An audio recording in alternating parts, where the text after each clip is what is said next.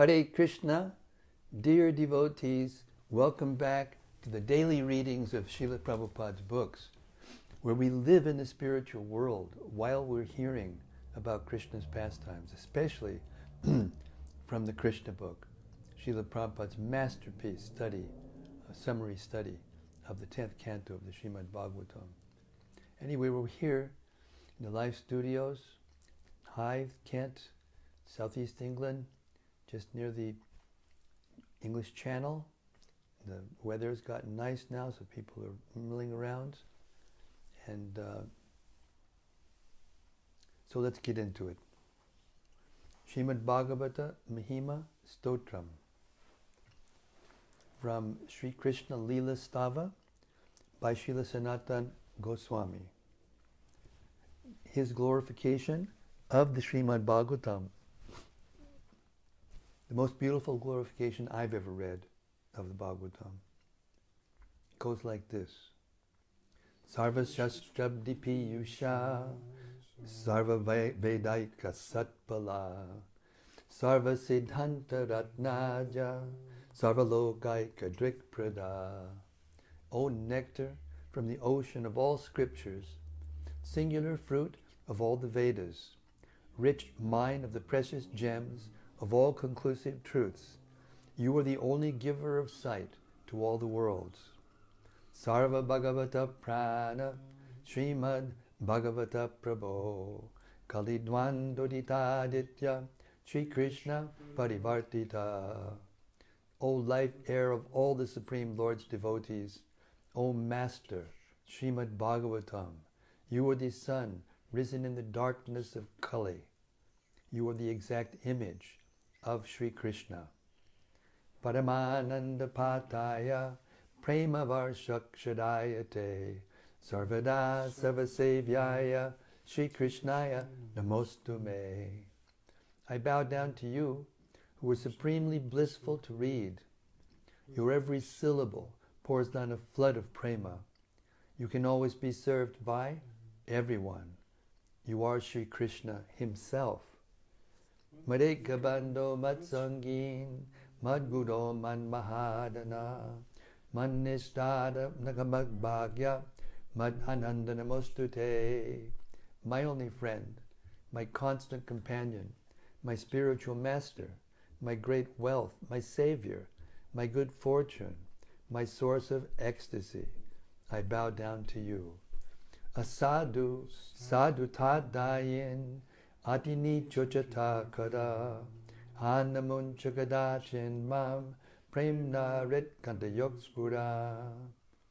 O bestower of saintliness to the unsaintly, O exalter of the most fallen, please never leave me. Always appear in my heart and my voice with pure love. Om Namo Bhagavate Vasudevaya. Om Namo Bhagavate Vasudevaya. Om Namo Bhagavate Vasudevaya. So, come back from Vrindavan. Now we're going to hear more of the pastimes of Krishna in Mathura. Chapter 48. Krishna heard from Uddhava all the details of his visit to Vrindavan, especially the condition of his mother and father, and of the gopis and the cowherd boys. Lord Krishna was fully satisfied that Uddhava was able to solace them by his instructions and by the message delivered to them.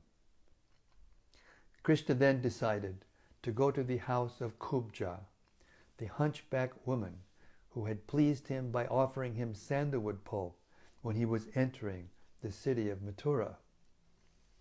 As stated in the Bhagavad Gita, Krishna always tries to please his devotees as much as the devotees try to please Krishna.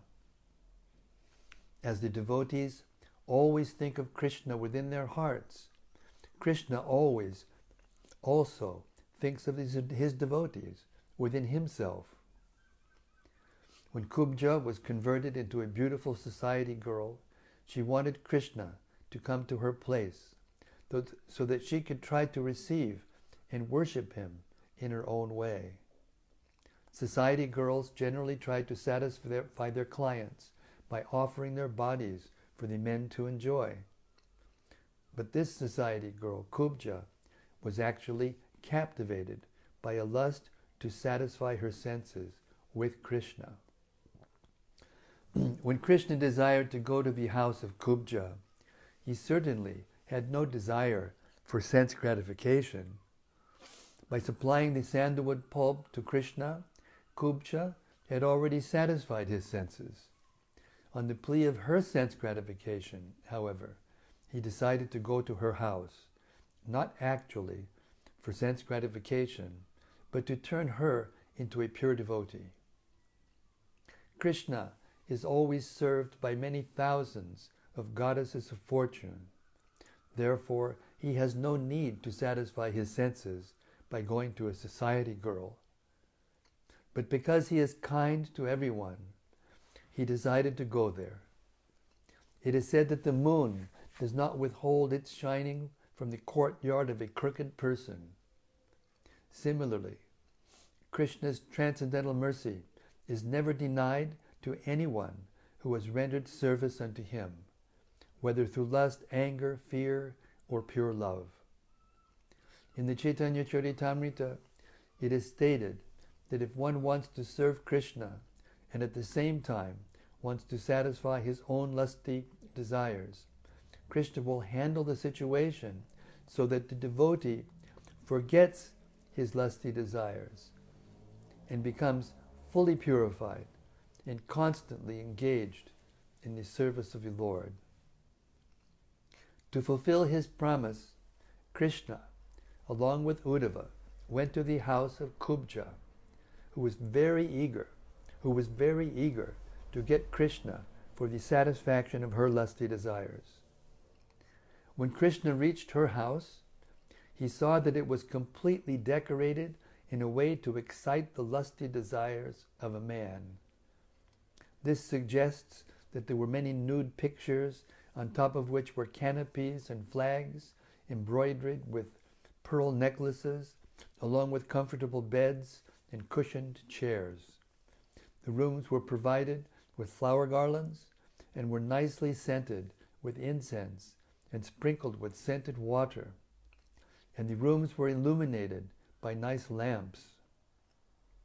When Kubja had come to her house to fulfill his promised visit, she immediately got up from her chair to receive him cordially. Accompanied by her many girlfriends, she began to talk with him with great respect and honor. After offering him a nice place to sit, she worshipped Lord Krishna in a manner just suitable to her position. Uddhava was similarly received. In such situations, Krishna entered the bedroom of Kubja without wasting time. In the meantime, Kubja took her bath and smeared her body with sandalwood pulp. She dressed herself with nice garments, valuable jewelry, ornaments, and flower garlands. After chewing betel nut and other intoxicating eatables and spraying herself with scents, she appeared before Krishna. Her smiling glance and moving eyebrows were full of feminine bashfulness as she stood gracefully before Lord Krishna, who was known as Madhava, the husband of the goddess of fortune. When Krishna saw Kubja hesitating to come before him, he immediately caught hold of her hand, which was decorated with bangles. With great affection, he dragged her near him and made her sit by his side. Simply by having previously supplied pulp of sandalwood to the Supreme Lord Krishna, Kubja became free from all sinful reactions and eligible to enjoy with him. She then took Krishna's lotus feet and placed them on her breasts, which were burning with the blazing fire of lust.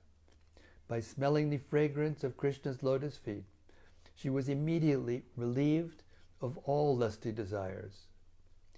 She was thus allowed to embrace Krishna with her arms and mitigate her long-cherished desire to have him as a visitor in her house. It is stated in the Bhagavad Gita that one must be freed of all material sinful reactions before one can engage in the transcendental loving service of the Lord. Simply by supplying sandalwood pulp to Krishna, Kubja was thus rewarded. She was not trained to worship Krishna in any other way. Therefore, she wanted to satisfy him by her profession. It is confirmed in the Bhagavad Gita that the Lord can be worshipped even by one's profession, if it is sincerely offered for the pleasure of the Lord. Kubja told Krishna, "My dear friend, kindly remain with me at least for a few days and enjoy with me. My dear lotus-eyed friend, I cannot leave you immediately. Please grant my request." Prabhupāda sent me a message saying there's major league connection issues. It looks okay from here, but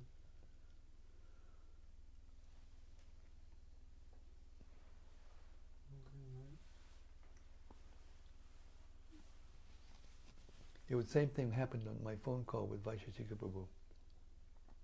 Major, huh?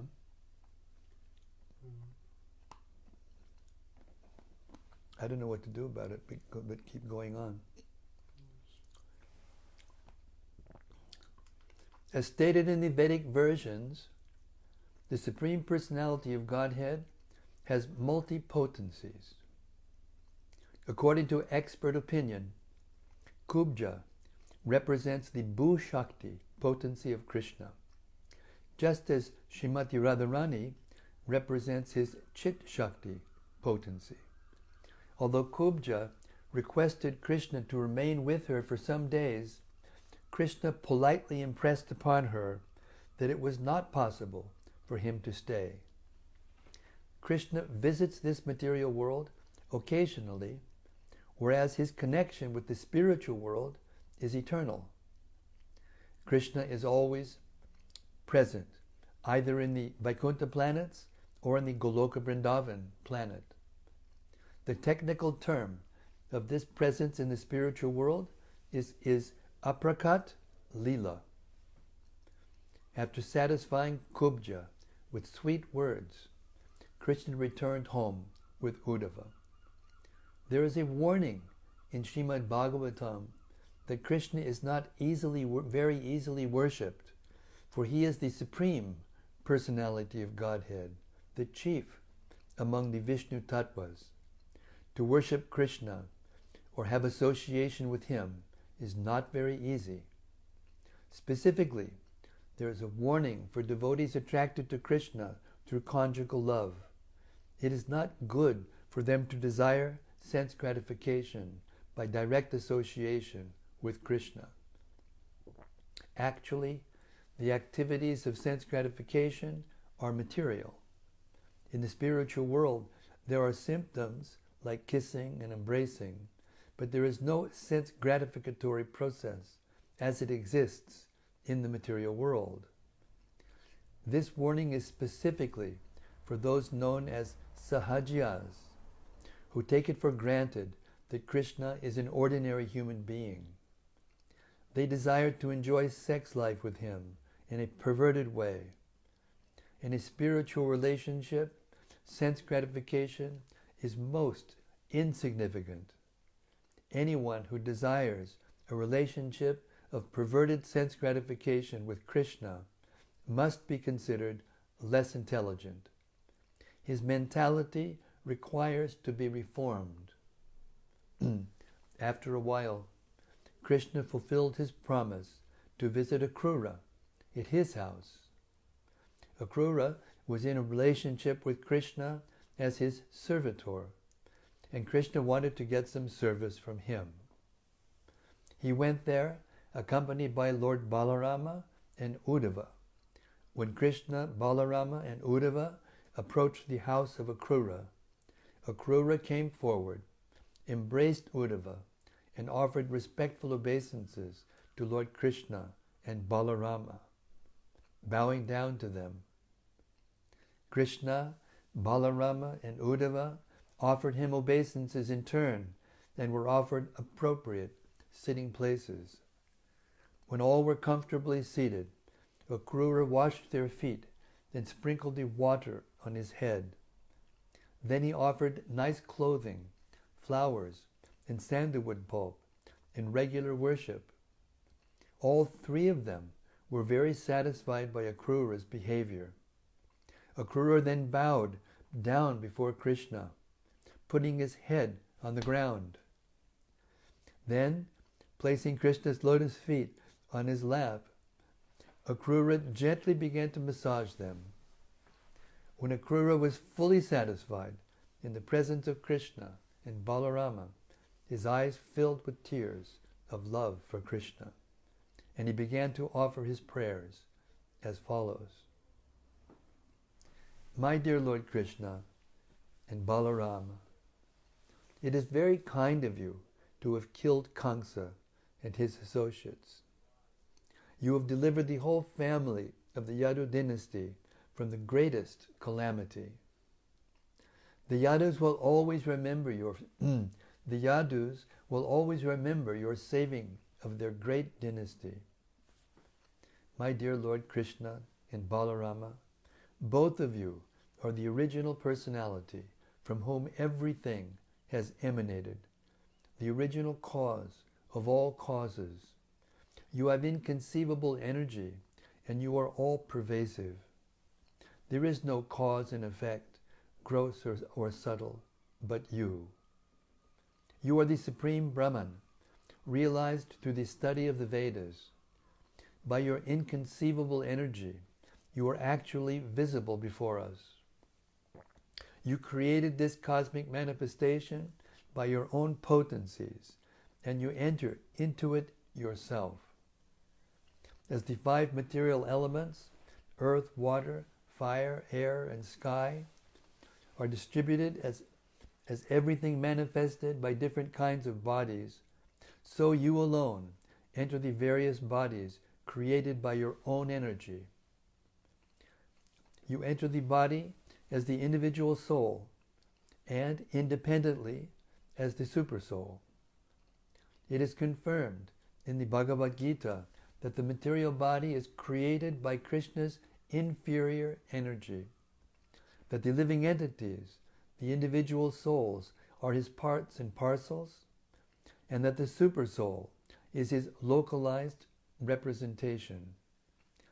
Thus, while the material body, the living entity, and the supersoul constitute an individual living being, originally they are all different energies of the one Supreme Lord. Akrura continued, in the material world, you create, maintain, and dissolve the whole manifestation by the interactions of the three material qualities, namely goodness, passion, and ignorance. But you are not implicated in the activities of those material qualities, for your supreme knowledge is never overcome like the knowledge of the individual living entity. The Supreme Lord enters the material cosmos and causes creation, maintenance, and destruction in their due course, whereas the part and parcel living entity enters the material elements and has his material body created for him. The difference between the living entity and the Lord is that the living entity is part and parcel of the Supreme Lord and has the tendency to be overcome by the interactions of the material qualities. Krishna, the Para-Brahman, or the Supreme Brahman, being always situated in full knowledge, is never overcome by such activities. Therefore, Krishna is called Achyuta, meaning he who never falls down. Krishna's knowledge of his spiritual identity is never overcome by material action, whereas the minute part and parcel living entities are prone to forget their spiritual identity due to material action. The living entities, the individual living entities, are eternally part and parcel of God, minute sparks of the original fire, Krishna. As sparks are prone to be extinguished, but not the blazing fire, so the living entities can be overcome by material activities, whereas Krishna never can. Akrura continued, less intelligent men misunderstand your transcendental form to be made of material energy. But that concept is not at all applicable to you. Actually, you are all spiritual, and there is no difference between you and your body. Therefore, there is no question of your being conditioned or liberated. You are ever liberated in any condition of life. As stated in the Bhagavad Gita, only fools and rascals consider you an ordinary man. To consider your lordship one of us, conditioned by the material nature, is a mistake due to our imperfect knowledge. When people deviate from the original knowledge of the Vedas, they try to identify the ordinary living entities with your lordship, who have appeared on this earth in your original form to re-establish the real knowledge that the living entities are neither one with nor equal to the Supreme God. My dear Lord, you are always situated in uncontaminated goodness, Shuddha Sattva. Your appearance is necessary to re-establish actual Vedic knowledge, as opposed to the atheistic philosophy, which tries to establish that God and the living entities are one and the same. My dear Lord Krishna, this time you have appeared in the home of Vāsadeva as his son, with your plenary expansion, Sri Balarama. Your mission is to kill all the atheistic royal families and destroy their huge military strength.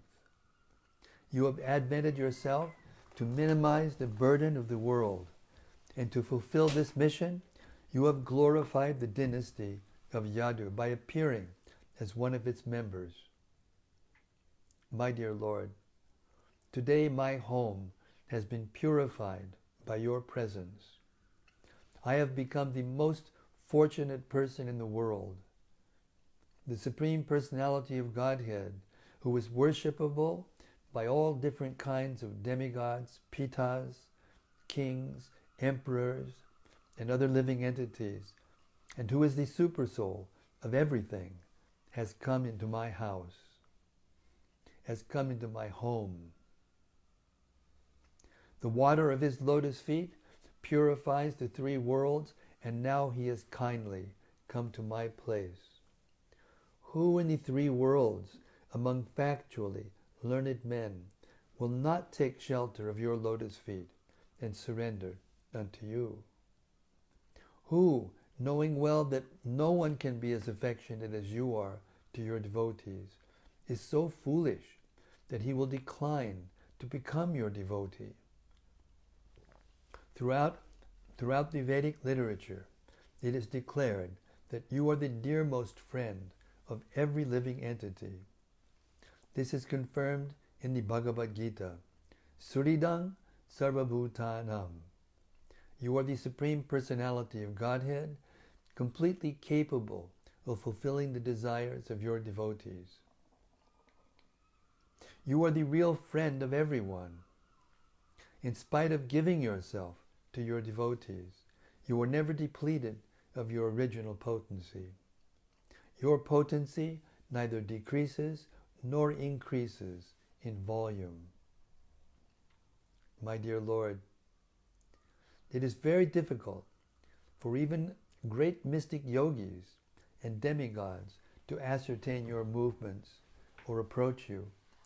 Yet out of your causeless mercy, you have kindly consented to come to my home. This is the most auspicious moment in the journey of my material existence. By your grace only, By your grace only, I can now understand that my home, my wife, my children, and my worldly possessions are all bonds to material existence. Please cut the knot and save me from this entanglement of false society, friendship, and love. Lord Sri Krishna was very pleased, very much pleased by Akrura's offering of prayers. With his smiling, captivating Akrura more and more, the Lord replied to his submissive devotional statements with the following sweet words. My dear Akrura, in spite of your submissiveness, I consider you my superior, on the level with my father and teacher and most well-wishing friend. You are therefore to be worshipped by me, and since you are my uncle, I am always to be protected by you. I desire you to maintain me, for I am one of your own children. Apart from this filial relationship, an exalted devotee like you is always to be worshipped by everyone. Anyone who desires good fortune must offer his respectful obeisances unto personalities like you, who are greater than the demigods. People worship the demigods when in need of some sense gratification, and the demigods offer benedictions to their devotees after being worshipped. But a devotee like you, Akrura, is always ready to offer people the greatest benediction. A saintly person or devotee is free to offer benedictions to everyone, whereas the demigods can offer benedictions only after being worshipped. Whereas the demigod, a saintly person or devotee, is free to offer benedictions to everyone, whereas the demigods can offer benedictions only after being worshipped. One can take advantage of a place of pilgrimage only after going there, and worshipping a particular demigod involves waiting a long time for the fulfillment of one's desire. But saintly persons like you, my dear Akrura, can immediately fulfill all the desires of a devotee. My dear Akrura, you are always our friend and well-wisher. You are always ready to act for our welfare. Kindly, therefore, go to Hastinapur and see what arrangement has been made for the Pandavas.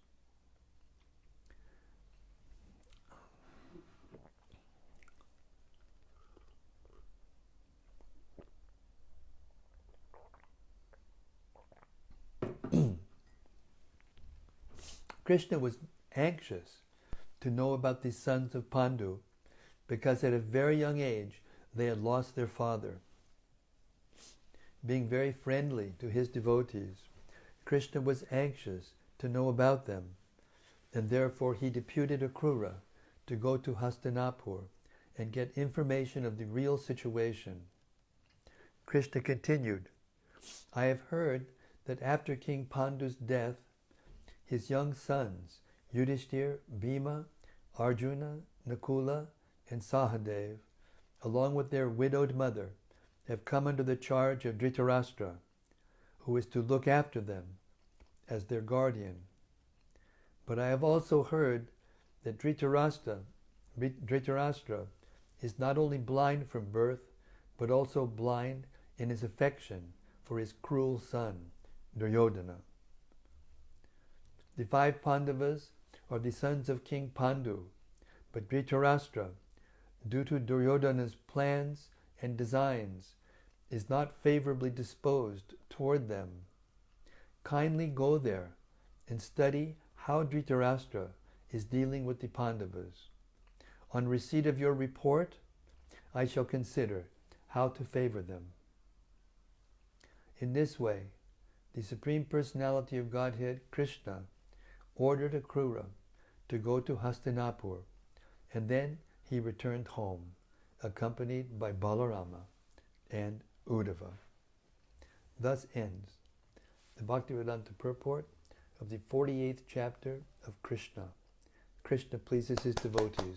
All glories to the mercy of Krishna. All glories to Kubja, who became purified by the touch of Krishna. All glories to Rakrura, the best of prayers, the best of offering, offer of prayers.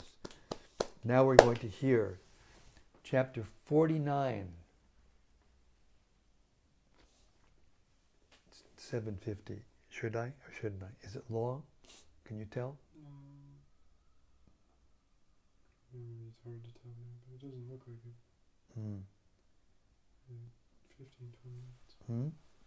It'll take like 15 minutes. Chapter 49.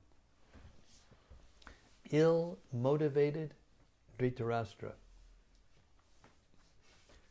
Thus ordered by the Supreme Personality of Godhead, Sri Krishna, Akrura visited Hastinapur, said to be the site of what is now New Delhi. The part of New Delhi, still known as Indraprastha, is accepted by people in general as the old capital of the Pandavas.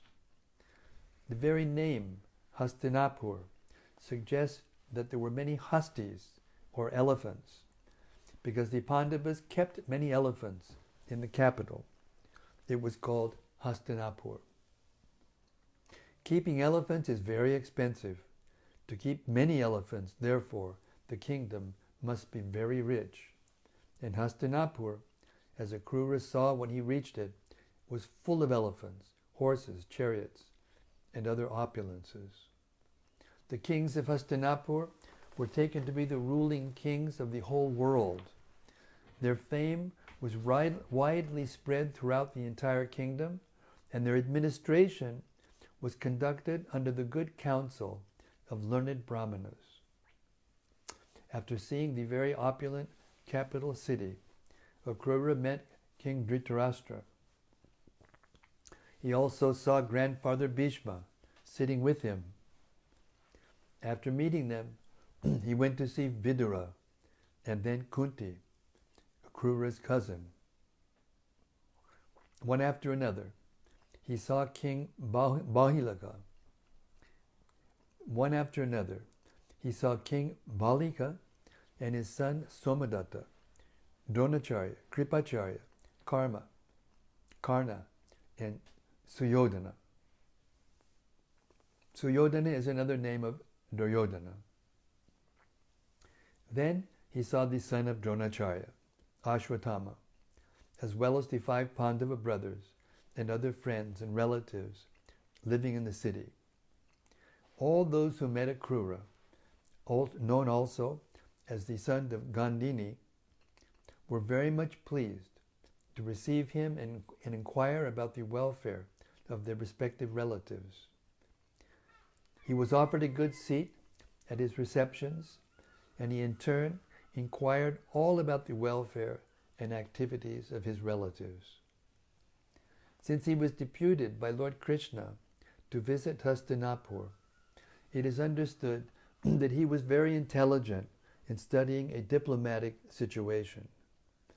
Dhṛtarāṣṭra was unlawfully occupying the throne after the death of King Pandu, despite the presence of Pandu's sons. Akrura could understand very well that the ill-motivated Dhṛtarāṣṭra was much inclined in favor of his own sons. In fact, Dhṛtarāṣṭra had already usurped the kingdom and was now intriguing to dispose of the 5 Pandava brothers.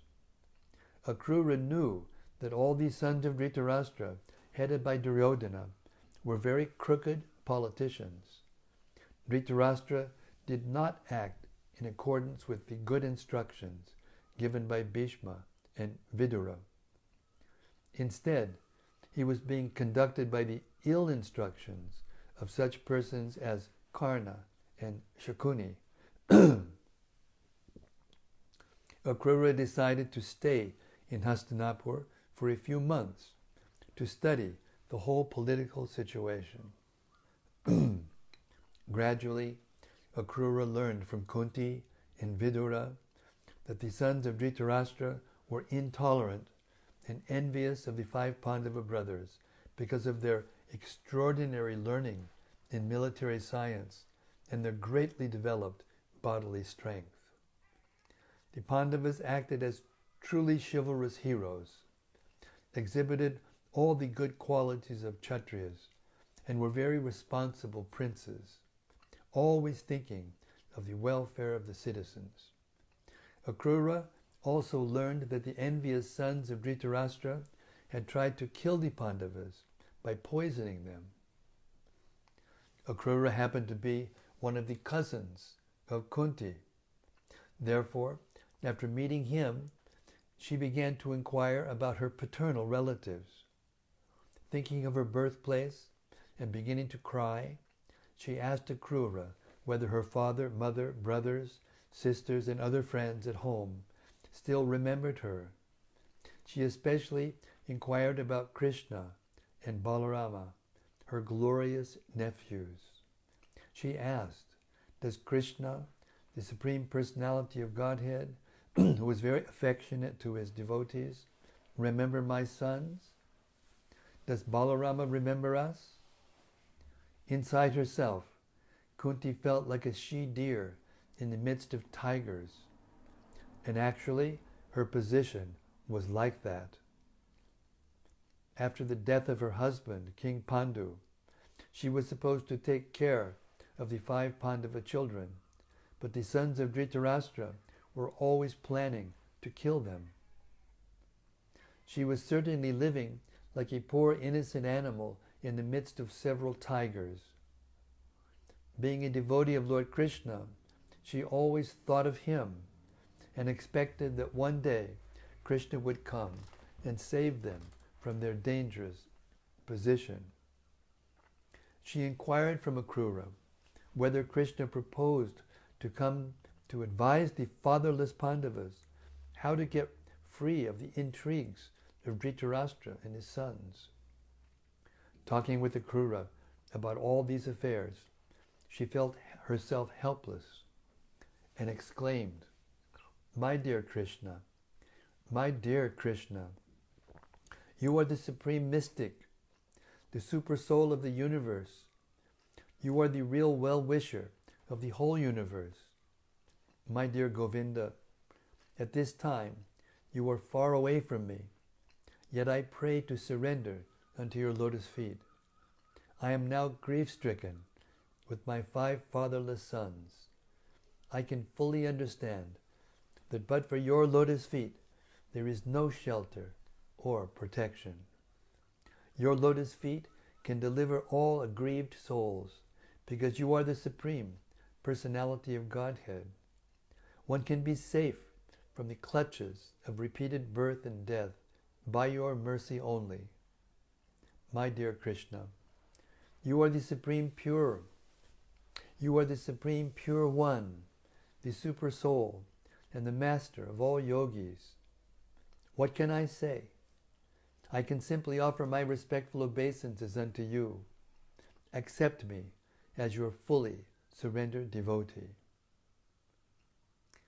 Although Krishna was not present before her, Kunti offered her prayers to him as if she were in his presence, face to face.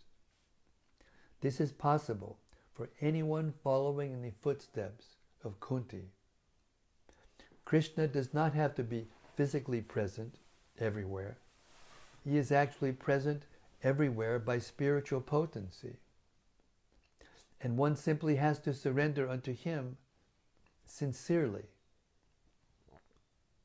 When Kunti was offering her prayers very feelingly to Krishna, she could not check herself and began to cry loudly before Akrura.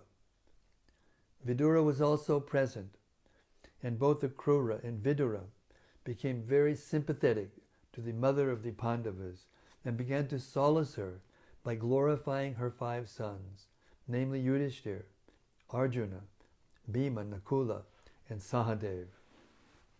They pacified her, saying that her sons were extraordinarily powerful she should not be perturbed about them, since they were born of great demigods like Yamaraj, Indra, and Vayu.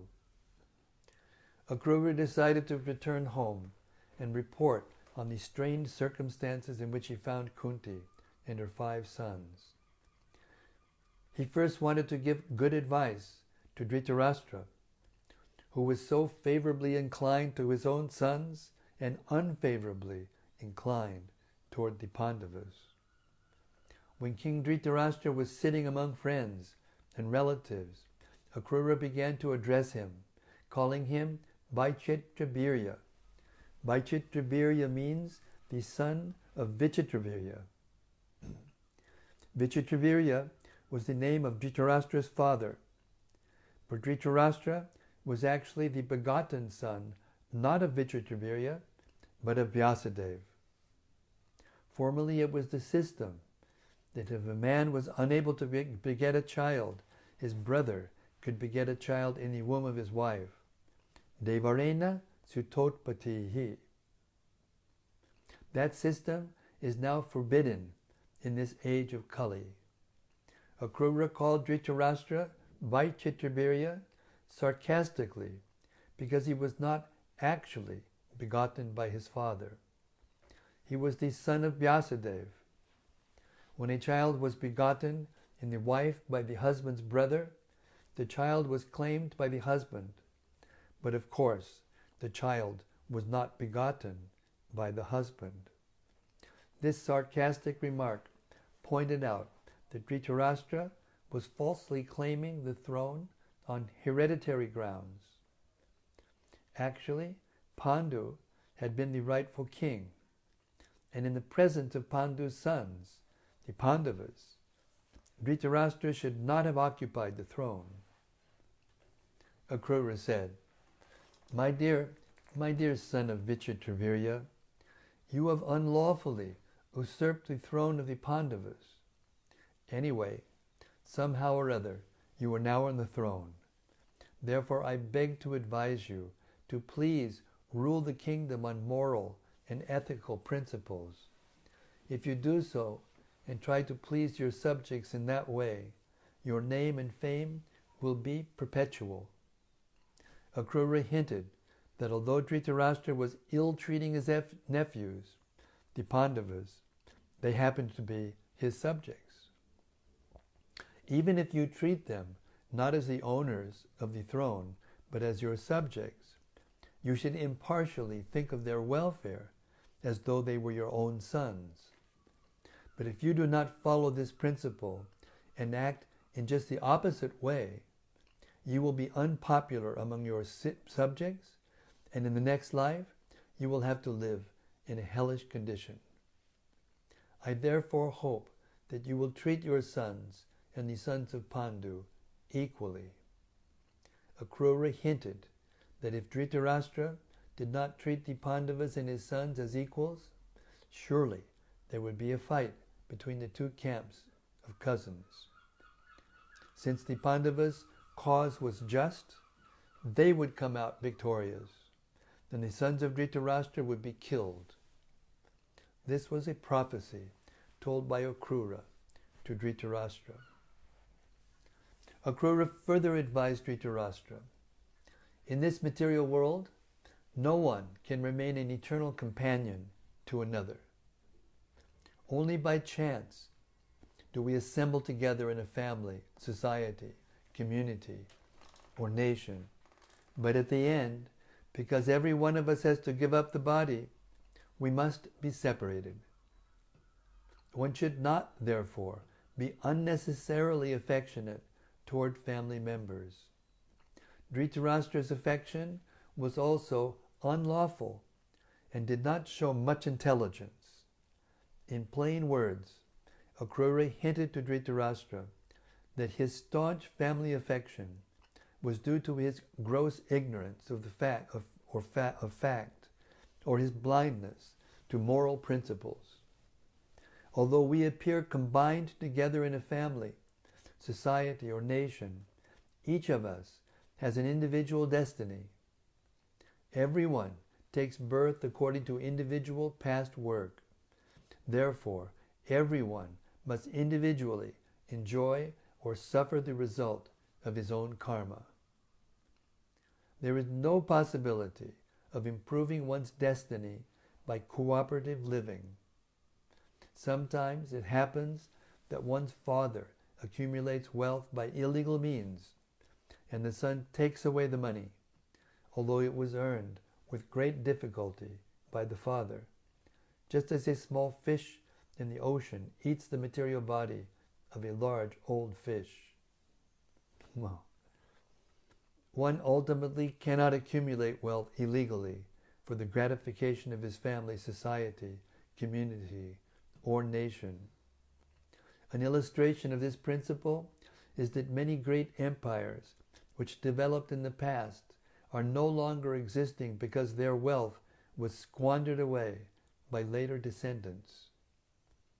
One who does not know this subtle law of fruitive activities and who thus gives up the moral and ethical principles carries with him only the reactions of his sinful activities. His ill-gotten wealth and possessions are taken by someone else, and he goes to the darkest region of hellish life. One should not, therefore, accumulate more wealth than allotted to him by destiny. Otherwise, he will be factually blind to his own interest. Instead of fulfilling his self-interest, he will act in just the opposite way for his own downfall. Akrura continued, My dear Dhṛtarāṣṭra, excuse me,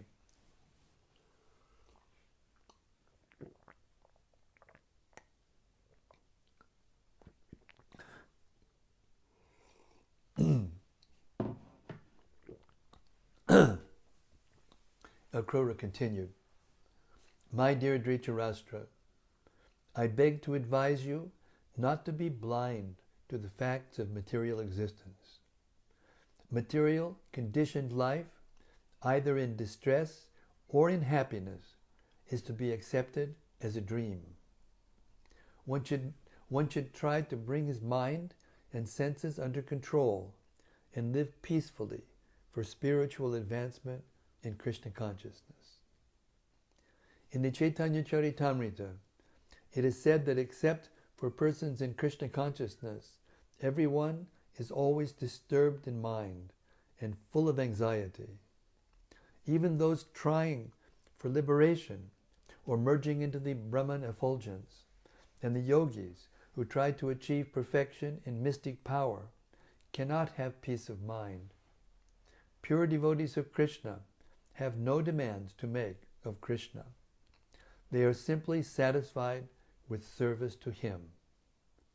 Actual peace and mental tranquility can be attained only in perfect Krishna consciousness. After hearing these moral instructions from Akrura, Dhṛtarāṣṭra replied, My dear Akrura, you are very charitable in giving me good instructions, but unfortunately, I cannot accept them. A person destined to die does not utilize the effects of nectar, although it may be administered to him. I can understand that your instructions are valuable.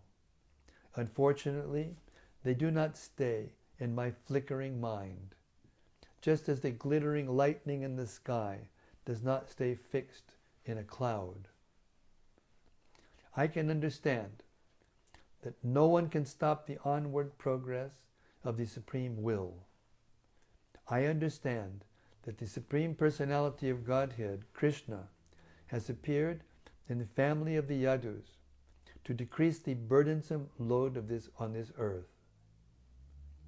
Dhṛtarāṣṭra hinted to Akrura that he had complete faith in Krishna, the Supreme Personality of Godhead.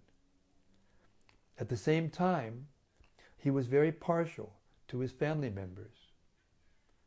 In the very near future, Krishna would vanquish all the members of his family, and in a helpless condition, Dhṛtarāṣṭra would take shelter of Krishna's lotus feet. To show his special favor to a devotee, Krishna usually takes away all the objects of his material affection, thus forcing the devotee to be materially helpless, with no alternative but to accept the lotus feet of Krishna. This actually happened to Dhṛtarāṣṭra after the end of the battle of Kurukshetra. Dhṛtarāṣṭra could realize two opposing factors acting before him. He could understand that Krishna was there to remove all the unnecessary burdens of the world. His sons were an unnecessary burden, and so he expected that they would be killed. At the same time, he could not rid himself of his unlawful affection for his sons. Understanding these two contradictory factors, he offered his respectful obeisances to the Supreme Personality of Godhead. The contradictory ways of material existence are very difficult to understand. They can be taken only as the inconceivable execution of the plan of the Supreme, who by his inconceivable energy creates this material world and enters into it and sets into motion the three modes of nature. When everything is created, he enters into each and every living entity and into the smallest atom. No one can understand the incalculable plans of the Supreme Lord. After hearing this statement, Akrura could clearly understand that Dhṛtarāṣṭra was not going to change his policy of discriminating against the Pandavas in favor of his sons. He at once took leave of his friends in Hastinapur and returned to his home in the kingdom of the Yadus. After returning home, he vividly informed Lord Krishna and Balarama of the actual situation in Hastinapur and the intentions of Dhṛtarāṣṭra. Akrura was sent to Hastinapur by Krishna to study these, and by the grace of the Lord, he was successful. Thus ends the Bhaktivedanta purport of the 49th chapter of Krishna, ill-motivated Dhṛtarāṣṭra. Jai, all glories to the political prowess of Akrura.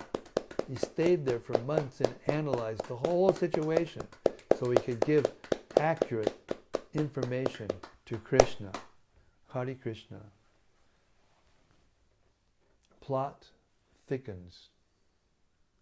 Krishna has appeared to please the demigods by relieving the earth of its burden of demoniac kings. Hare Krishna. So we'll stop our reading now and hope for some reflections from our exalted Vaishnava assembly. Hare Krishna.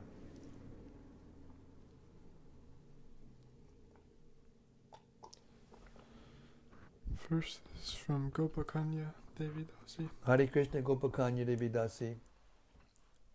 She says, Hare Krishna, dear Maharaj and all friends. All glories to Srila Prabhupada and your daily reading service of Srila Prabhupada's books. All glories to Srila Prabhupada's books. The Krishna Katha. Krishna Katha. From Deva Dharana. Deva Dharana, huh? Hare Krishna Maharaj, Hare please Krishna. accept my humble obeisances. Jai Ho. Rati Manjari says, Jai Guru Maharaj. Jai Rati, Hare Krishna. Param Mohini Devi Dasi says, Hare Krishna. Hare Krishna Pramahini.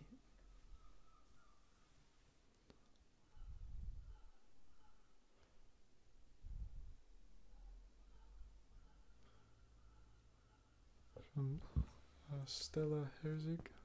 Oh, this is Shraddhanjali. She says, The better half of Kalachandji, who are now visiting with their Guru Maharaj, Giriraj Swami. Thank you for visiting with us. Thank you so much. She says, Hare Krishna, please accept my humble obeisances. All glories to Srila Prabhupada. All glories to Prabhupada. Sudevi Dasi says, Hare Krishna Maharaj.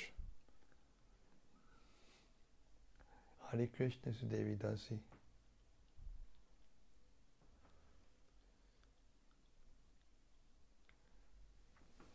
This is from Luisa Lasaque. I don't know how this is pronounced. At least the first name, Luisa. Luisa. Oh, Hare Krishna. Hare Krishna Maharaj, Hare Krishna. Devotees, please receive my respectful obeisances. All glories to Srila Prabhupada. Jai, all glories to Prabhupada. A lot of obeisances flowing around the airwaves lately. Hare Krishna. And a comment from Raja Lakshmi. Hare Krishna, Raja Lakshmi.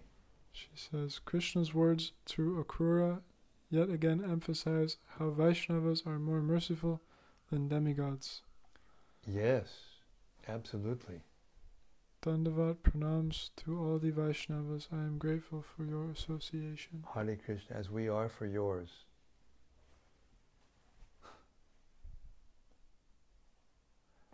For those who don't know, Raja Lakshmi is the wife of Chakradhari, my surgeon, and who I stayed in their house for a month after the surgery, and they take care of that beautiful altar that everyone wows about every time they saw it. Hare Krishna. This is from Braj Balaba. Braj Balaba. He says, Hare Krishna, please accept my humble obeisances. Jai. All glories to Srila Prabhupada. All glories to Prabhupada. I enjoyed the reminder that our families are arranged through chants, and these relationships, although important, are temporary. Yes. I experienced this last year when my mother died. It was her time to change, so grieving for me was very different. Yes. And if we are, and we shouldn't be. It's natural to be affectionate to family members, but if we become too affectionate, because it is destined that we're going to have to separate sooner or later, one time or another, then we won't suffer. We won't get dragged back down into the material world.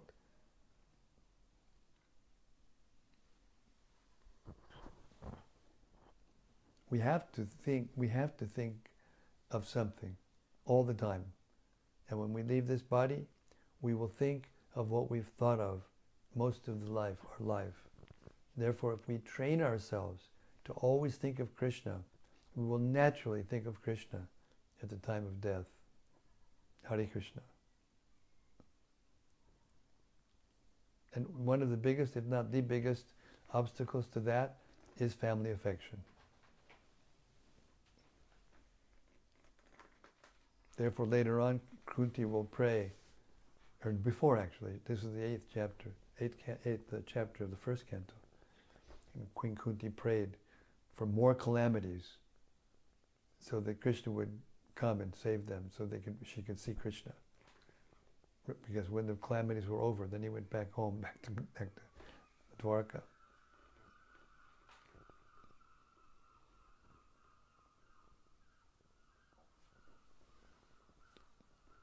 And from Luisa, says, thank you very much for such a wonderful reading. Hare Krishna, Luisa, thank you so much for listening and coming on board. Thank you so much. And this is from Gopal Champu Das. Hey Gopal. He says, Hare Krishna, dear Keshava Bharati Maharaj. Haribol Gopal Champu, Haribol. Thank you so much for putting so much emphasis on reading Srila Prabhupada's books. Oh, thank you for pointing that out. Reading these books is not different than meditating on Krishna and Krishna's associates and Krishna's pastimes. Not different. But to do them every day without missing, then you have to be attached. You have to be very attached to Krishna. Hare Krishna. And also attached to doing good for others. This is parapakar. The life of a devotee is not meant for selfish gratification. The life of a devotee is meant for doing good to others. And in this world we're living in now, it's a thankless task. Because most people, they don't know what is good, therefore, and therefore they can't know sometimes that you're trying to do good to them. And they respond differently. But we cannot stop. It's the risk we have to take on behalf of the Supreme Personality of Godhead. Hare Krishna.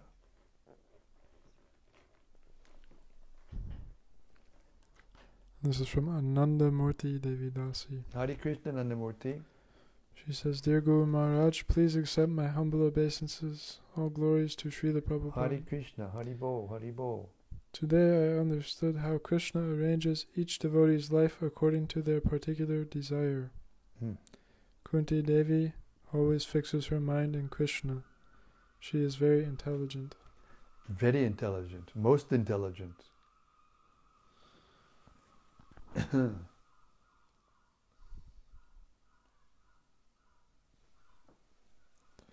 then one more comment from Rajalakshmi. Hare Krishna, Rajalakshmi. She says, Kunti Devi's faith and conviction is so deep. Jai to Kunti Maharani's unconditional surrender. I liked Dhṛtarāṣṭra's analogy of lightning. I feel like that when my mind tricks me from adhering to the good instructions of Vaishnavas. Yeah. Well, the mind is flickering by nature, so we have to tame it by regulating the senses and dovetailing our activities in Krishna consciousness. There's no shortcut. There's no other way to do it.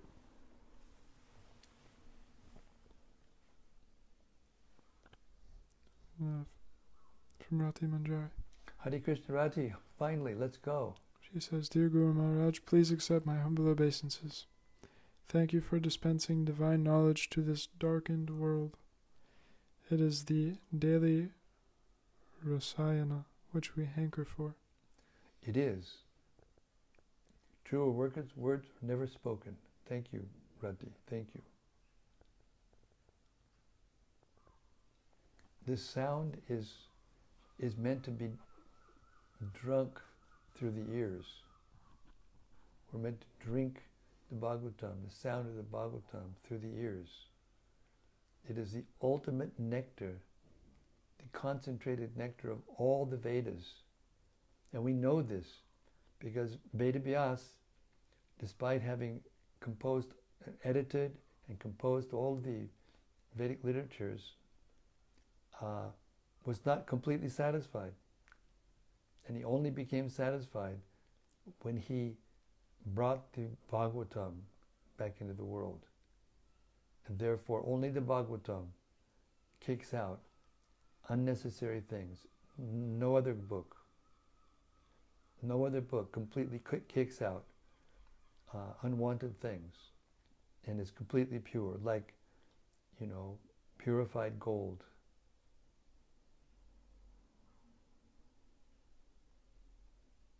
Hare Krishna. And because it's come through Srila Prabhupada's mouth, actually, it becomes even more relishable, more nectarian. Thank you so much, everyone. Krishna, the Supreme Personality of Godhead, Ki Jai. Samaveda Bhakta Vrinda Ki Jai. Gaur Premanandi Hari Hari Bol. And we'll continue the journey, the adventure of Krishna in this world tomorrow. See you then. Hari Bol. Hare Krishna.